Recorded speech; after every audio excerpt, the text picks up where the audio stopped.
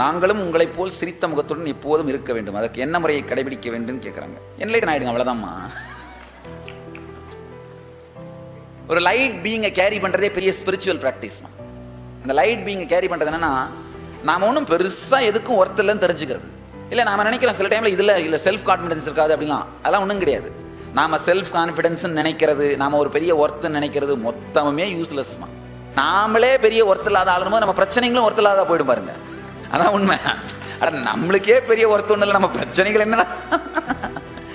Light பீயிங்கை carry பண்ணுறதுமா. எங்கே போனாலும் எங்கே இருந்தாலும் என்ன பண்ணாலும் ஒரு லைட்னஸை கேரி பண்ணிட்டு இருக்குது. ஒரு மெடிடேஷன் டெக்னிக் இருக்குது. அதாவது ஒரு லைட்டான பீயிங், உங்களை லைட்டாக ஃபீல் பண்ணுறது. ஃபிசிக்கலாக மட்டும் இல்லை, எமோஷ்னலாகவே உங்களை லைட்டாக ஃபீல் பண்ணுறது. ஒரு ஃபியூ டேஸ் ப்ராக்டிஸ் பண்ணிங்கன்னா போதும். ஒரு 20 நாள், ஒரு மாதம் ப்ராக்டிஸ் பண்ணிங்கன்னா எப்போவுமே ஒரு லைட்டாக ஃபீல் பண்ணிங்கனாலே உங்களை அறியாமலே உங்களுக்குள்ள ஒரு ஸ்மைல் இருக்கும், ஒரு சுகந்தமான ஒரு ஃபீலிங் இருக்கும். உங்கள் ஃபேஸில் ஒரு ரிலாக்ஸ்டான ரெஸ்ட்ஃபுல் அவேர்னஸ் இருக்கும். நல்லா புரிஞ்சுக்கோங்க.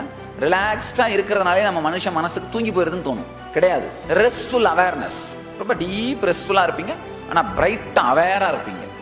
அது நடக்க ஆரம்பிச்சிடும்.